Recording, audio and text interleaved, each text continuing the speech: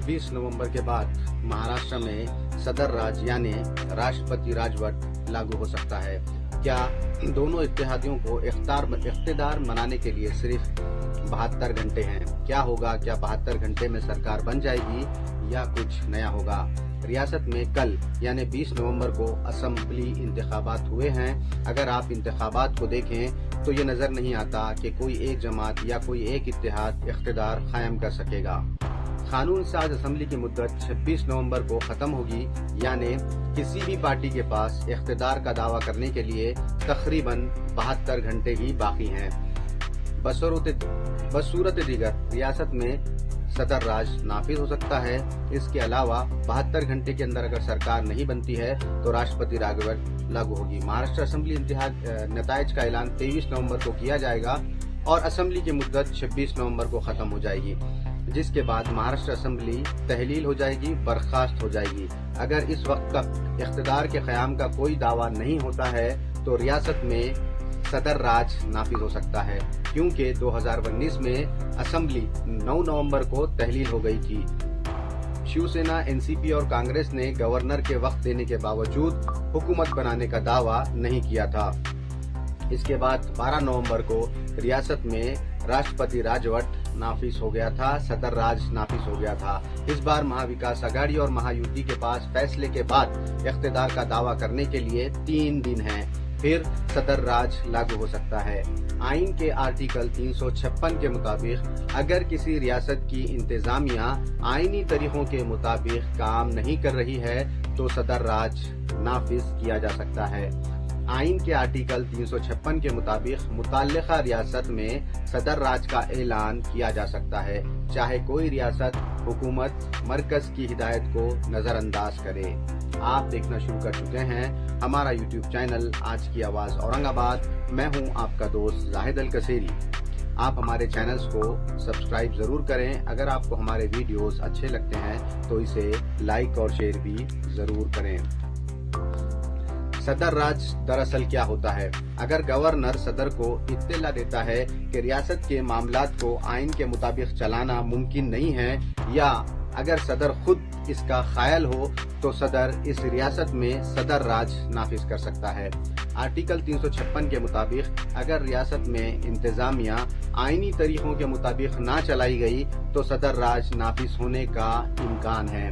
Article 356 के मुताबिक यहाँ तक कि अगर कोई रियासती हुकूमत मरकज की हिदायत को नजरअंदाज करती है तो मुताल्लिका रियासत में सदर राज का ऐलान करना मुमकिन है। सदर राज इस वक्त भी लगाया जा सकता है जब हुकूमत के पास अक्सरियत ना हो या हुकूमत अपनी अक्सरियत खो चुकी हो। सदर राज का फैसला सदर मरकजी काबीना के मशवरे पर करते हैं। इब्तिदाई तौर पर 2 महीने, फिर 6 महीने और फिर 3 साल तक ये बढ़ाया जा सकता है। महाराष्ट्र में आज तक सदर राज यानी राष्ट्रपति राजवट 3 मरतबा लागू हो चुका है। महाराष्ट्र में अब तक 3 बार सदर राज नाफिज किया जा चुका है। रियासत में फरवरी 1980 से जून 1980 तक सदर राज के तहत थी, जब प्लूट हुकूमत को पहली बार बर्खास्त किया गया था। 2014 में दूसरी बार एनसीपी और कांग्रेस के दरमियान तनाज़े के बाद एनसीपी ने कांग्रेस से हिमायत वापस लेने का फैसला किया और पृथ्वीराज चौहान के इस्तीफे के बाद रियासत में सदर राज नाफिज कर दिया गया था। इसके बाद 2019 में भी सियासी हलचल के बाद महाराष्ट्र में सदर राज को नाफिज कर दिया गया था और ये हाल की बात है, पिछले यानी 2019 में।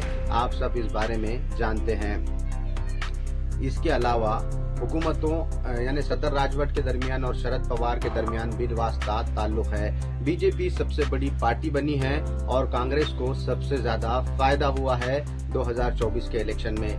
20 नवंबर को महाराष्ट्र के तमाम 228 हलकों में एक ही मरहले में वोटिंग हुई थी। नताइज का ऐलान 23 नवंबर को किया जाएगा। कवरेज के दौरान मौसूल होने वाली मालूमात ने तजवीज़ किया है कि महायुति या महाविकास आघाड़ी के लिए अक्सरियत के लिए मतलूबा यानी मैजिक फिगर 145 सीटें हासिल करना मुश्किल होगा। बीजेपी को ज्यादा से ज्यादा 80 से 90 सीटें मिल सकती हैं। 2019 में बीजेपी को 105 सीटें मिली थी। कांग्रेस 58 से 60 सीटों के साथ दूसरे नंबर पर आ सकती है। इन्होंने गुज़िश्ता इंतखाबात में 44 नशिस्तें यानी 44 सीटें हासिल की थी। इस इंतखाबात में शरद पवार का जादू काम करता नजर आ रहा है। इनकी पार्टी एनसीपी एसपी जिसने 86 उम्मीदवार खड़े किए हैं, 50 से 55 सीटें ये जीत सकते हैं। शिवसेना शिंदे ग्रुप और शिवसेना उद्धव ग्रुप 30 से 35 सीटों के साथ टाई कर सकते हैं। इन दोनों की सीटें एक जैसी हो सकती हैं। अजीत पवार की पार्टी एनसीपी ग्रैंड अलायंस के लिए एक कमजोर कड़ी साबित हो रही है। इनके सिर्फ 15 से 20 सीटें जीतने का इम्कान है। छोटी जमातों और आजाद उम्मीदवारों को 20 से 25 सीटें मिल सकती हैं। ऐसे में वो किंग मेकर बन सकते हैं। दूसरी जानिब अजीत पवार अपनी 20 से 25 सीटों के साथ किंग मेकर बन सकते हैं। दिव्य मराठी रिपोर्ट्स के सर्वे के मुताबिक महाविकास आघाड़ी कांग्रेस, एनसीपी शरद पवार और शिवसेना उद्धव का इत्तेहाद महायुति से 10 से 10 ज्यादा सीटें जीत सकता है। इस इत्तेहाद को अक्सरियत मिलने का भी इम्कान है। आप देख रहे थे हमारा YouTube चैनल आज की आवाज औरंगाबाद। मैं हूं आपका दोस्त जाहिद अल कसेरी। अगर आपको हमारे वीडियोस अच्छे लगते हैं तो इसे लाइक और शेयर जरूर करें और हमारे चैनल को सब्सक्राइब करना बिल्कुल भी ना भूलें। बहुत बहुत शुक्रिया।